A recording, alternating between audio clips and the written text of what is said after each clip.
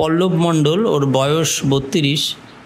ও প্রায় 1 বছর আগে আমাদের এখানে একটি পেটে ব্যথা নিয়ে এসছিল এবং তার সঙ্গে আরও অ্যাসোসিয়েটেড কিছু কমপ্লেন ছিল।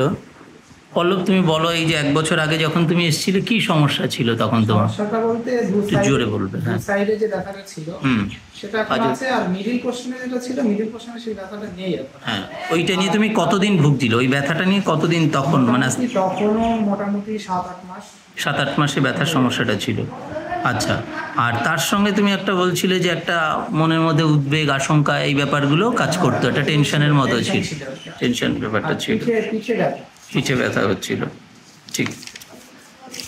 আচ্ছা, আর এর মাঝখানে তুমি কিছু স্বপ্নের কথাও বলেছিলে, যে স্বপ্ন দেখার সমস্যাটা ছিল এবং গ্যাসের সমস্যা ছিল, পায়খানা পরিষ্কার হতো না, সেই ব্যাপারটাও ছিল। তা এই যে 1 বছর মোটামুটি ওষুধ তুমি খেলে, এইটা খেয়ে তুমি এখন কোন দিকটাতে উন্নতি বেশি মনে করছো সেটা বলো, যে এই জায়গাটা আমার ব্যথাটা অনেকটা কম বা এই আরামটা আমি পেয়েছি, সেটা বলো। মাঝে মাঝে ব্যথাটা একদম মনে হতো যে মনে সেরেই গেছে, আবার কিছুদিন পরে আমার মনে হয় যে ব্যথাটা আবার হচ্ছে। আবার মিডল পোরশনে যে ব্যথাটা ছিল সেটা এখন নেই। আচ্ছা, দু সাইডে যে ব্যথাটা কোমর ঘোরালে সেটা আছে। ঠিক। আর উদ্বেগ, আশঙ্কা, যেটা টেনশন, সেই ব্যাপারটা কি কিছুটা রিলিফ মনে হচ্ছে একটু মনের ব্যাপারটা? হ্যাঁ। আচ্ছা, তুমি আবার মনে হয় বেশ কিছুদিন বাদ দিয়েছো, মাস 2 তুমি আসোনি।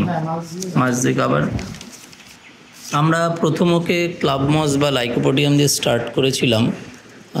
তারপরে আমরা রিকেস্টেকিং করার পর আরবর ভিটিতে শিফট করি এবং ও আরবর ভিটি, টিওএল, ট্রি অফ লাইফ, এই মেডিসিনগুলোতেই আছে। আমরা মাঝে মধ্যে সেন্টিসিমাল স্কেলের পর 50 মিলিসিমাল স্কেলেও মেডিসিন ওকে দিই এবং ও ভালো আছে আগের তুলনায়। এবং লাস্ট ও মেডিসিন পেয়েছে আরবর ভিটি 1M জানুয়ারির শেষে, তারপরে ফেব্রুয়ারিতে লাস্ট এসেছিল, পিএল চলছিল। এবং আরবর ভিটি 0/3ও আমি মাঝে 0/3 পর্যন্ত ওকে দেয়া হয়েছে। আমরা এবার আরেকটু হায়ার পোটেন্সিতে যাব, আমি 10M ওকে দেব, তারপর দেখা যাক ওর ইমপ্রুভমেন্ট কি হয়, আমরা সেই দিকে আপডেট থাকবো।